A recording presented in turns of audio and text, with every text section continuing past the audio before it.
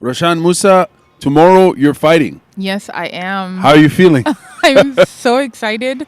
Little bit of disappointment yesterday when I found out it would have to be an exhibition match, but a fight is still a fight, and I've been looking forward to this and working toward this for like 2.5 years with lots and lots of like false starts and interruptions and all of that, but it's finally happening, so I'm very, very excited.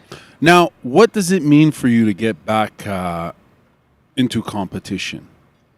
Because it appears, I get the feeling that you're rejuvenated. You know, you're fired up and ready to go. And what does it mean now to get back into this crazy world of combat and competition? That is. It's a challenge, you know. It's taking that training, taking your training to the next level, and I think it's really the only way you test yourself to see what you know and how well you know it. Because unless you're under pressure, you don't. That's not something you're ever going to find out. Like I love training for training's sake. I enjoy it very much, but I am a goal-oriented person, and I'm not competitive in the traditional sense, but I'm very competitive with myself. And so I find that that's something that I need to do, is to set a challenge. And with combat sports, you know, the challenge is to get in the ring or get in the mat and fight. So now there's a thrill to it too, though. I'm not going to lie. Yeah. Elaborate on the thrill. What is it about this thrill? It's an adrenaline rush. Just when you're in there and you're in that square, you can barely hear anyone except your coach. You should be listening for your coach. But everything else is just this dull hum. And it's you and this other person standing in front of you. And it's, I don't know, it's primitive, it's animalistic, it gets down to your core. And just the adrenaline, the energy, I don't even know if there's words for it, but it's this rush, right? Like you come alive in a different kind of way. Well, I can tell that you've come alive just talking about it. People can't see this, but you know your eyes are right now. They're like on fire. You're ready to go right right now. I'm so in the ready. middle of downtown Ottawa. It's interesting because we recently did commentary together at Heroes Combat League last week, and it was a lot of fun doing commentary. I enjoyed it very much. With you, and you're a very cerebral person. You're you're a thinker. You describe things, fights very technically, and almost like a coach breaking down things. How are you as a fighter, as far as a competitor, be it in Jiu-Jitsu? You're also Jiu-Jitsu guy, Brazilian Jiu-Jitsu player, and a Muay Thai practitioner, competitor. How would you describe yourself as a fighter? What characteristics would you attribute to Roshanne Musa? I have never actually stopped to think about it that way. 3 words that would describe you as a fighter. I just need stuff for my commentary. I would say committed. Committed. Or dedicated. Persistent. Actually, those are all synonyms so far. Okay. See what I mean, guys? Yeah. Synonyms. I don't know that there's one word for it, but about doing the best that you can do. Right? So it's not so much like I'll give you an example. Like I grew up playing soccer and basketball. Soccer, you always know the score because it's not always that high. But basketball, I never knew the score for our team because it didn't matter to me. It was about putting 100% effort every time you step on that floor, right? And that's kind of the way I approach training, the way I approach competing. It's really just doing the best that you can. And, you know, in my experience, I've been lucky, and that has always, about 98% of the time, in BJJ at least, I've come out victorious. In Muay Thai so far, I'm undefeated. But yeah, I think as long as you expect the best from yourself and you do what you have to do to meet that expectation, that's how I would describe myself as a competitor, as a practitioner. What goes through your mind in the middle of a fight? Now you're fighting tomorrow for crying out loud. 24 hours from now, you'll be competing. What happens in your mind when you're in the thick of a fight and you're getting clobbered, you're getting kicked, you're getting punched? What goes through your mind? Past experience, and it has been a while since I fought, but in past experience, it's a very strange kind of calm, right? Where it's like, oh, she just hit me with a cross. Okay. And then do you know what I mean? It's almost as if I'm commentating my own fight, right? I'm just very aware of the opponent. And so I'm definitely hoping that kind of calm will show up tomorrow, given that it's been about a year since I've been in the ring. But yeah, I try to I use the Y crew as a chance to just sort of quiet my mind and really just focus on what work needs to be done for this fight. And then just focus on my opponent and what I'm doing in reaction to her. So you don't fight with emotion is what you're saying? I do not. No, I don't think emotion in the ring or on the mat is a good thing. Why is that? Because then you care too much. And when you care too much, you start to make mistakes. You may not be as aggressive as you need to be. You know, you have concern for your opponent because now they're a person.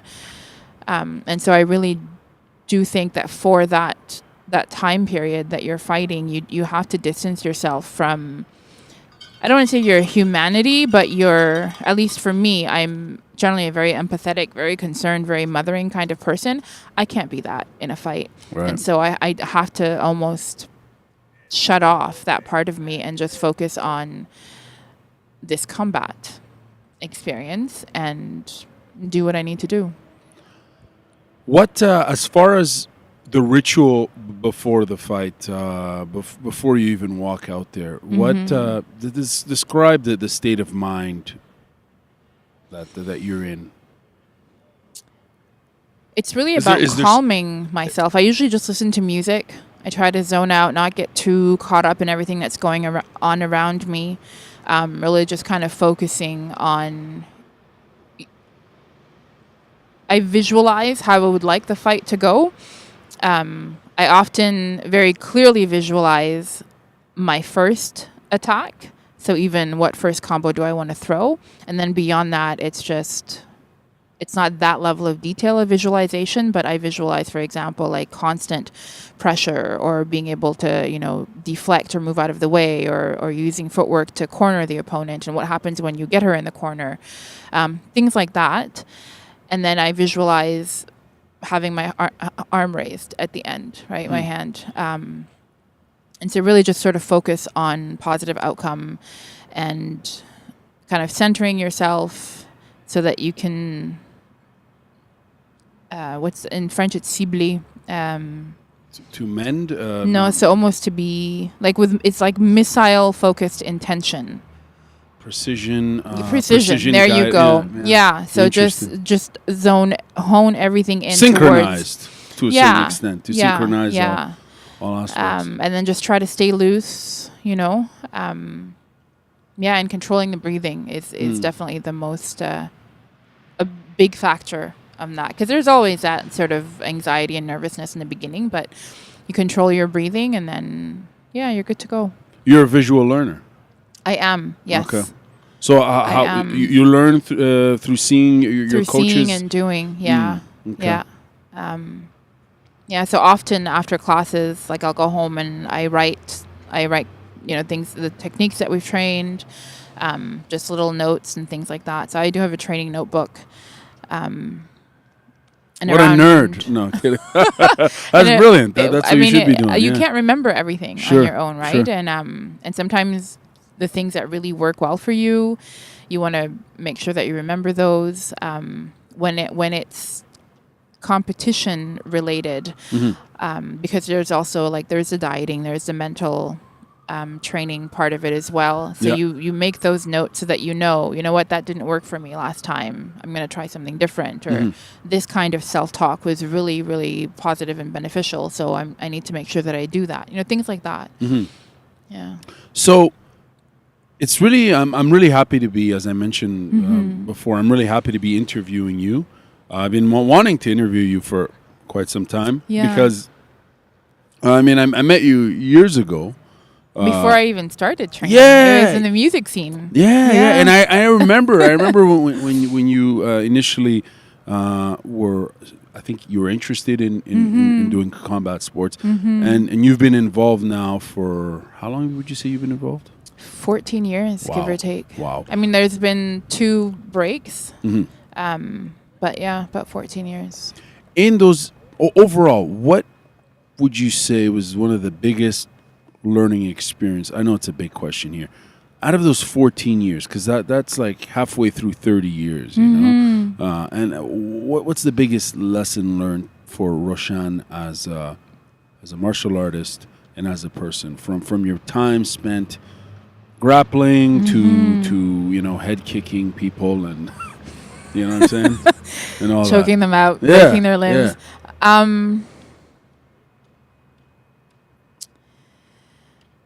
Has there been one major quote unquote revelation or lesson learned or something that has defined your outlook on combat sports? I know it's a personal question. No, I'm trying to think. I feel like I've had different phases in my martial arts journey. Tell us phase one. Phase one. Let's go through the phases. Phase 1 was just fun, right? It was discovering the sports, Muay Thai and BJJ, and starting to compete in them, and just sort of testing myself as an athlete. Enjoying very much the sports themselves, the very technical aspect with Muay Thai, especially the cultural and spiritual side of things. But it was really just about having fun. Phase 2 is when I started competing in Muay Thai, which I hadn't had the opportunity to do. And that was just because there wasn't much of a scene at the time. And so that was about meeting this dream, this goal of having always wanted to compete in that sport. And then phase 3, which is where I'm at now, is very much like my love of the 2 martial arts is very much tied to a mental health journey in terms of recovery from PTSD and double depression. And so what's been the biggest lesson right now for this phase of this journey is that you just got to keep on swimming, right? As Dory says in Finding Nemo. I love Disney, so I often quote Disney. Really? I didn't know that. That's interesting. But right, so I'm looking forward for more, But just keep on swimming. Like it's not going to be this trajectory straight up, right? It's going to be it's going to look like a messy ball of wool, right? Sure. You're just turning ups and downs and twists and turns and stuff, but it's the overall progress that you have to focus on. And that's sort of an allegory really for life as well, because not every day is going to be great. And I've had a lot of ups and downs thinking, I'm finally over that hump in terms of recovery. And then you have an episode and just learning to not so much live in between, like only in the good times, but how do you also live when things aren't feeling so great, right? When training maybe isn't going so great. You just got to keep pushing through. And I think that's been that biggest lesson, realization, really, this time. Now, you're also, when I first met you years ago, you were a musician of a vocalist, a singer, yeah? Do you still sing from time to time? I do. I will say that I stopped hearing the music for a while, but it's coming back. I don't perform or write anymore, but it's something I would like to do again.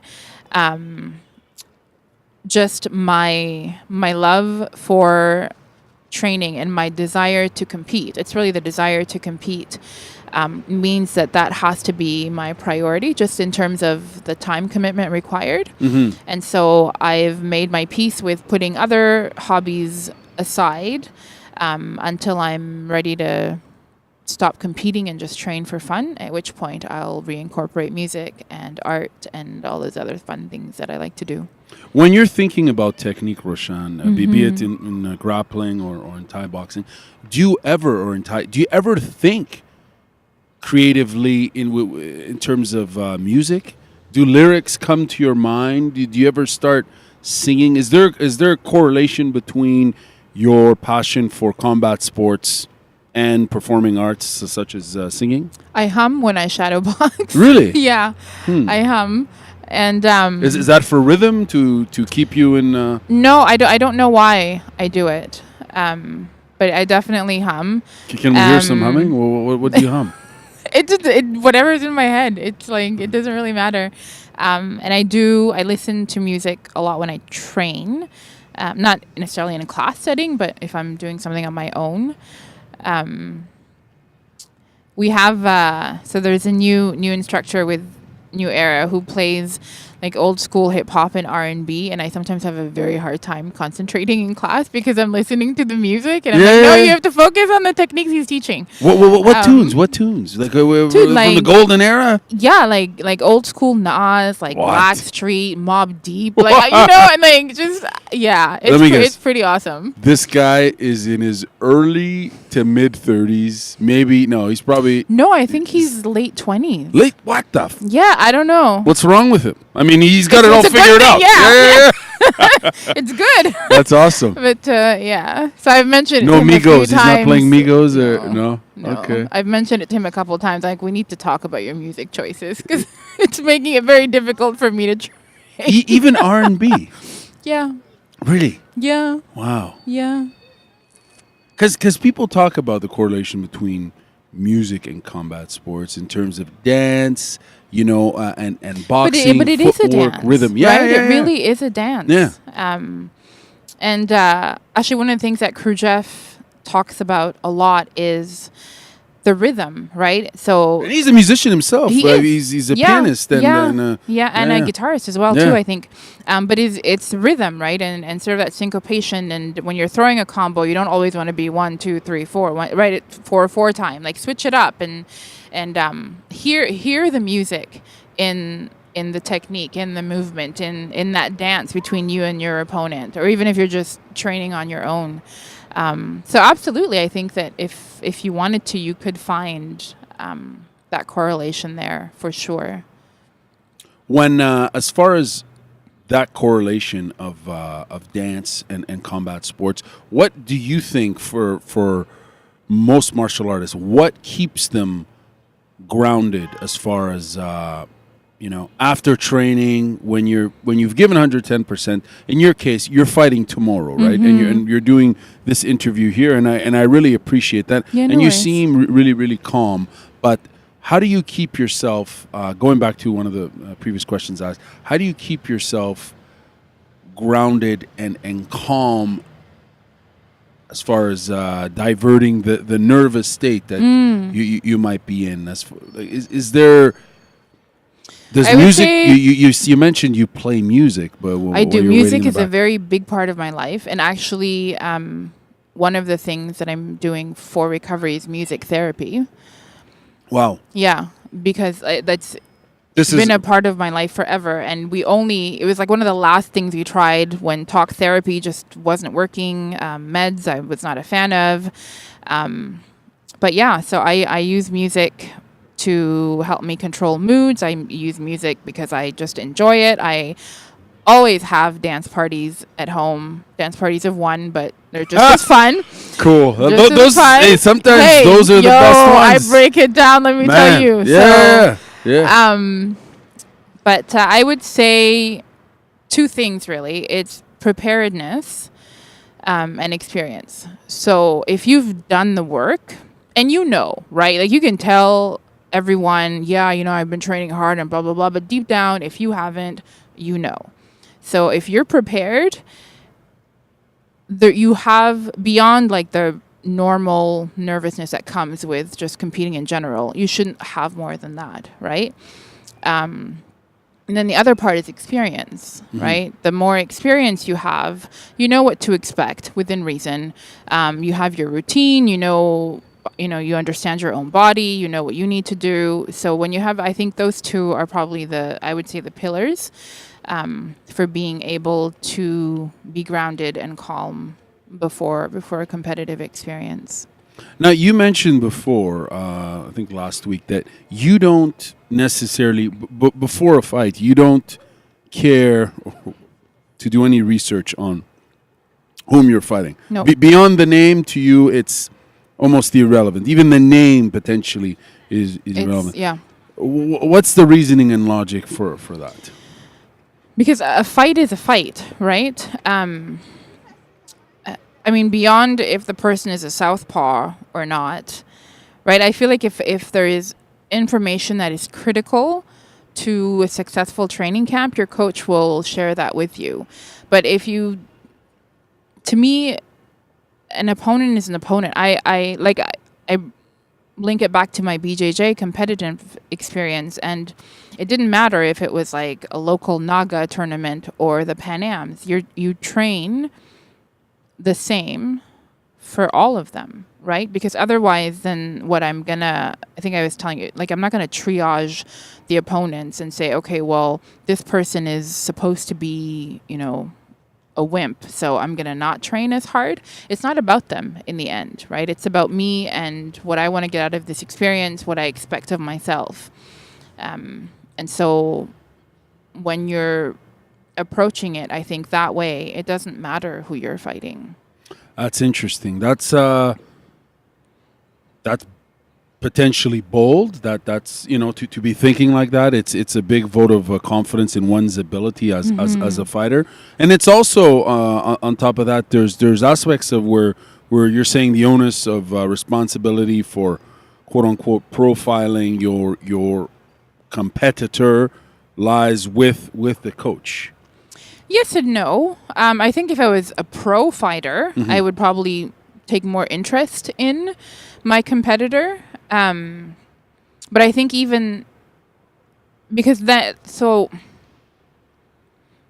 you have more on the line there, right? So maybe So maybe you do want to make sure that you're you study tape and you want to make sure, okay, what are this person's weaknesses, what are their strengths, what's their go-to sort of attacks, things like that, because that's your job. But even that's work that you do with your coach, right? But then what happens if your opponent changes the week before your fight, right? So you have to give yourself room to train your game, right? And then that way, if things don't go your way or as you had planned in the ring, you have your game that you still rely on, fall back on, right? And you know your strength, you know what you're good at, you know what you've worked at.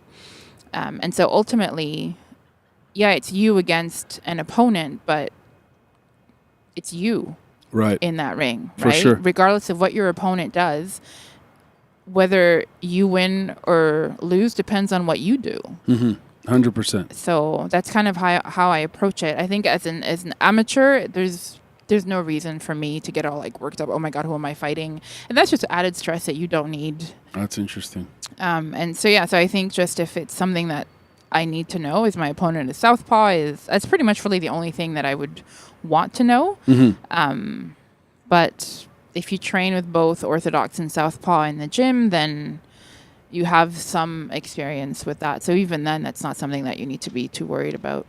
How's the training camp in preparation for this fight? How's it been? And tell us about training at New Era Combat Sports. This training camp was tough. It was not the ideal. Usually you want to get 8 to 10 weeks solid. That really almost never happens, especially in amateur combat sports. And so, like, I was in a hit and run accident, and then I got sick, and like it was just one shit show after another. So I actually really only had about 3.5 weeks of solid training. Wow. Which is fine because you do what you have to do. It was tough mentally because for me, part of being prepared is putting in that time and the Right. work. Right. And so just having to adjust, again, that expectation, and just kind of reframing the way I saw this fight. And ultimately, provincials is the goal, which is in another month, actually exactly a month from tomorrow. And so this fight was really, I'm kind of taking it as a bonus, like a blessing to really push myself, see what I could accomplish in this very short training camp, but also get a chance to work off some ring rust, see what's been clicking in training, what I still need to focus on. And yeah, I just that first fight has been such a light at the end of the tunnel in terms of this journey that,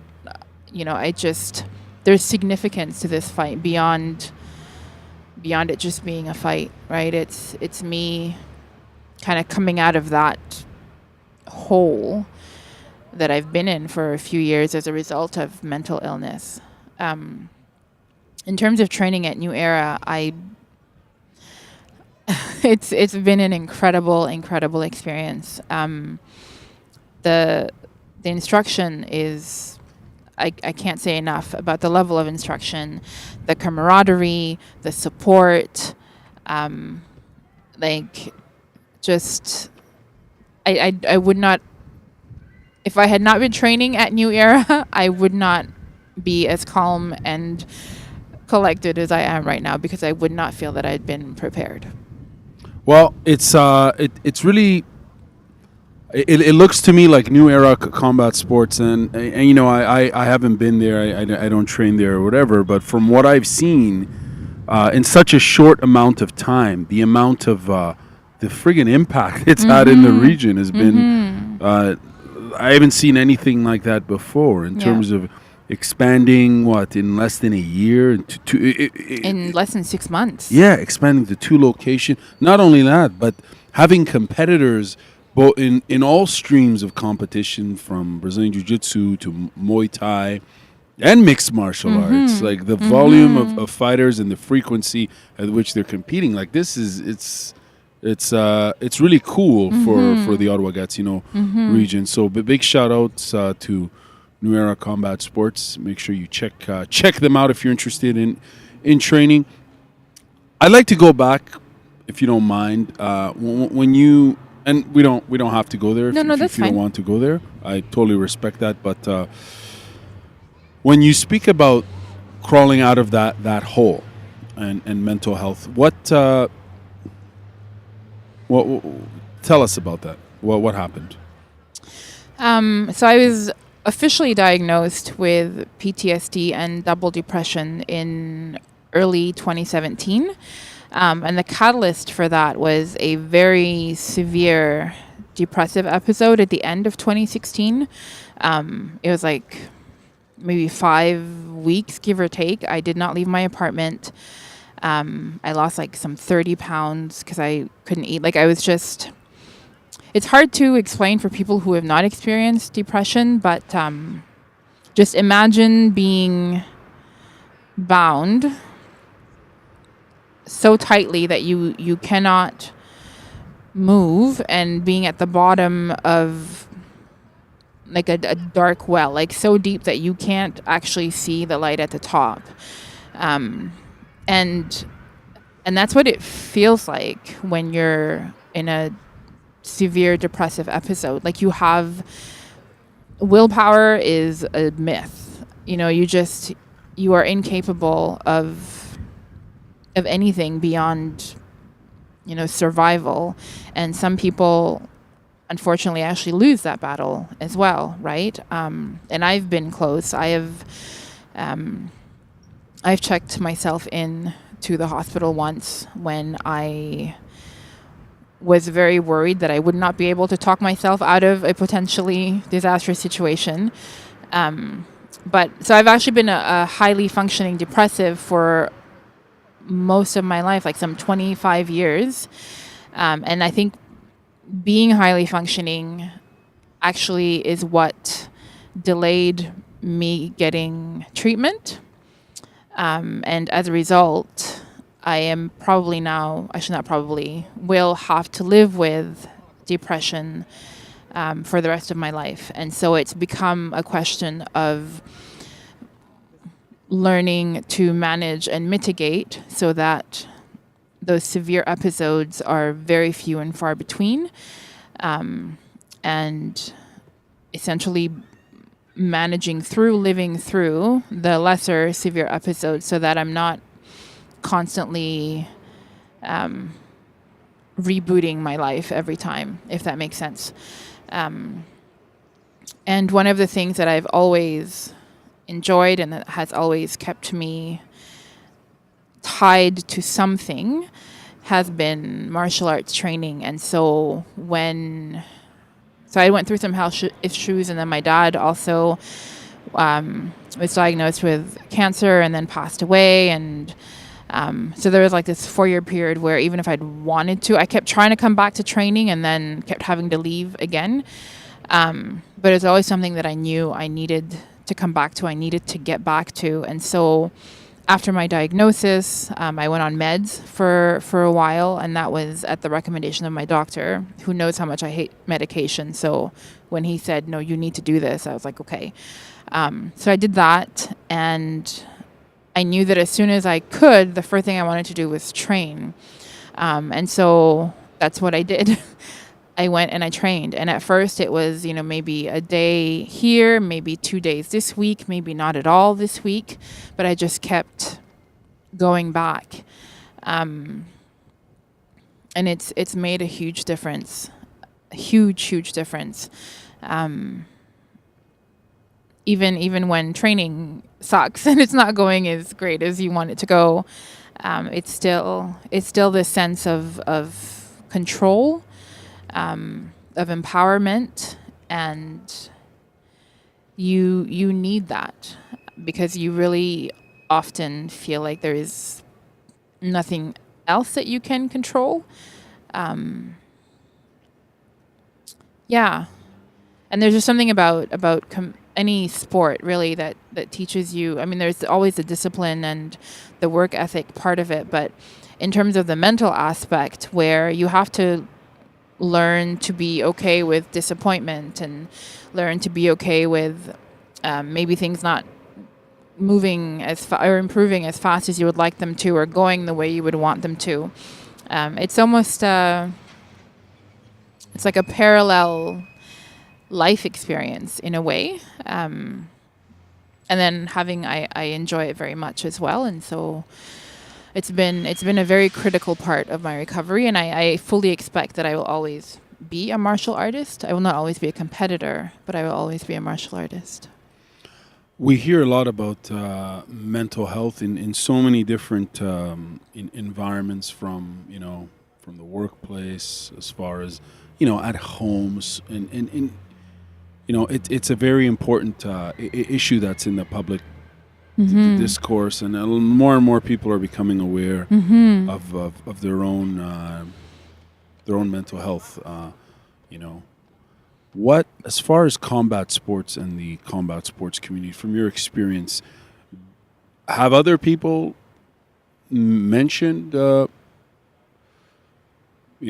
you opened up about So I've been very open. One of the things I realized after my diagnosis and sort of starting that recovery journey is that if I was not open about what I was going through, I was not going to survive it. Wow. It was just as simple as that. And so I started out by talking to family, my brothers in particular, and then I reached out to my closest friends who are like family, and just laid it bare. And what that does is you can't. There's an expression, a quote, and I forget who says it. It's one of the Greek philosophers probably, but man cannot wear two faces without forgetting which is the true. Yeah, right? I think and that's kind of where I was at, because there's just so much shame and guilt that you start making excuses. Like if you're having an episode, you can't go to someone's birthday party. You're like, oh, I'm sick, or oh, I have to work late, and that eats at. I hate lying, and that just eats at you, and it just makes it worse. And I think if you're going to do the work of recovery, you have to be open about it. So I've been open within sort of that smaller circle since my diagnosis, and then recently, like full on post on Facebook. Like I don't hide it. I don't pretend.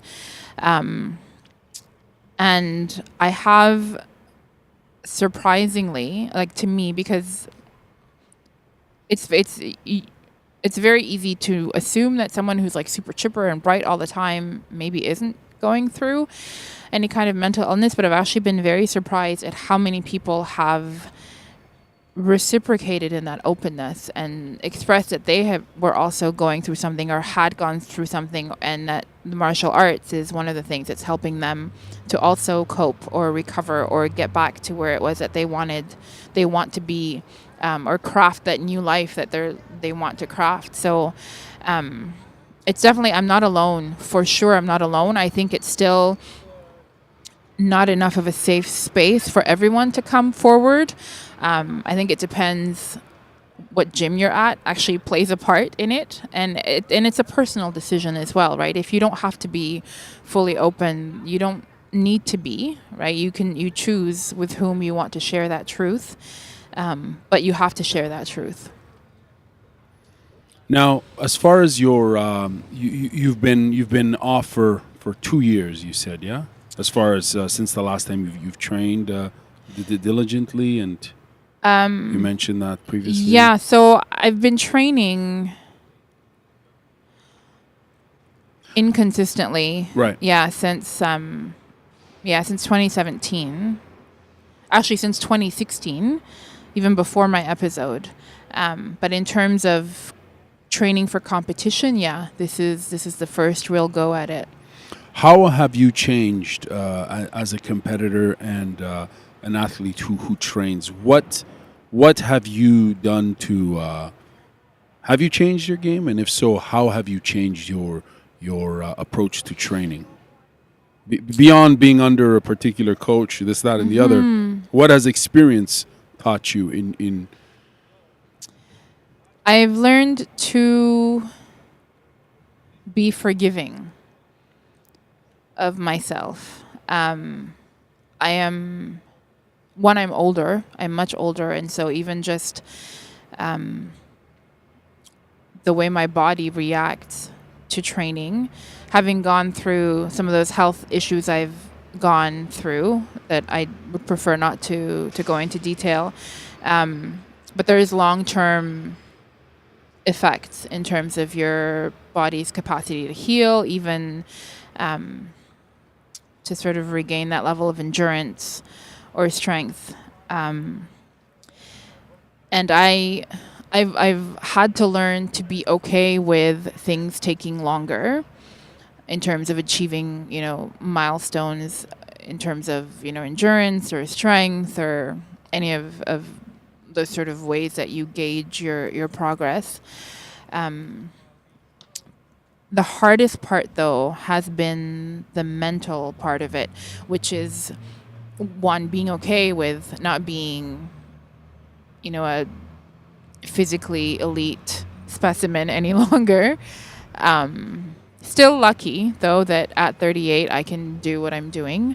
And being more forgiving, right? And saying, okay, so maybe today didn't work out so great, but that's okay. You came, you did the work, you put in the time, and there will be a return of investment on that. So in that sense, that's how I've changed as a competitor. But like the expectation, the standards, the commitment to excellence, my excellence, that hasn't changed. And I think if it ever does, then that's when I need to not compete any longer. When you go from intrinsic motivation to more of a, external sort of... The external motivation is always there. I mean, Sure. we have an amazing set of coaches. My teammates are incredible. Like, I can't tell you how much their sort of their support has helped sort of quash that inside voice that keeps telling you like you're not ready for this and you can't do this. So, but as far as your quest for to always give 110% and that drive to commitment for training for one's own, one's own standard and one's own ambition. You're saying that once that's gone, you don't see yourself competing anymore. No, but I should qualify. So I'm a perfectionist by nature, and you can be a perfectionist in terms of your expectations, but you can't let that stop you from achieving. What I meant by that, by my earlier statement, is that as soon as I'm half-assing my training, then I will stop competing. Because to me, if you can't give 100%, whatever that looks like on any given day, that's probably not something you should be doing. I will train for enjoyment, but if I reach that point where I just can't or don't want to put in the work and I'm going to half-ass it, then I don't think to me it's disrespectful to myself, my coaches, my sport, my teammate, and your opponent to say, yeah, I don't really feel like training today, so I'm just going to not. Then why compete if you're not going to do what you need to do to be ready to compete at your best level, right? To me, that just doesn't make any sense. That's interesting. You certainly have a quite the standard that you uphold yourself. Accountable. It's sort of a double-edged sword. Sometimes it works against me. I mean, it's certainly it's about accountability, right? You're saying if you're not training with full commitment, then why bother? And I think it's funny to hear that, because I don't know if a lot of people who compete, a lot of people that I know or whatever have that sort of sense of accountability. So it's interesting to hear that. Now, Roshanne, as someone who dabbles, someone who trains in both jiu-jitsu and Thai, out of the two, please don't ask me which one I prefer. I hate that question. Yeah, that's what I was gonna ask. Actually, more, let's skip that one. Everyone asks me that. Yeah, of course. Let's skip that one. Are you going to cross over into mixed martial arts? You know what? I don't know. That would, way back when, that had always been the goal, was to fight in MMA. And when I came back, this phase, we'll call it, to train, I just assumed that wasn't really an option, right? Just given how long I'd been away from BJJ in particular. I'm 38. Like, is that even something feasible? But both Khrushchev and Professor Pete were like, why would you just shut that option down without, like, if it can happen, we'll make it happen. And so I'm leaving the door open for that. Theoretically, I expect to keep competing for about another 2.5 years. That's kind of, I'm thinking that's probably very realistic. BJJ, I think I can compete way beyond that. It's a lot less demanding on the body than Muay Thai or MMA would be. But if MMA happens in this 2.5 year window, then I'm not going to say no. You're not going to say no? I'm not going to say no. Well, I think it's a matter of someone coming up and saying, "Hey, there's an opportunity here," and I'm sure it's going to happen. It's inevitable. So I'm looking forward to checking to seeing that fight. And unfortunately, I'm not going to be there tomorrow. I know, but I know that Lewis Hill and Capital Combat Parlay will be there. Okay. So hopefully, you'll be willing to do a post-fight for sure interview. I want to wish you all the best with tomorrow's fight and the road to the provincials. Yeah, and and then beyond. So beyond. Yeah. Yes. Yeah. I just want to keep them coming. Pretty much. It's kind of the goal. Yeah, well, you've got that fire in your eyes, so all the best to you, Roshanne. Thank you for your time. Yeah. Thank you.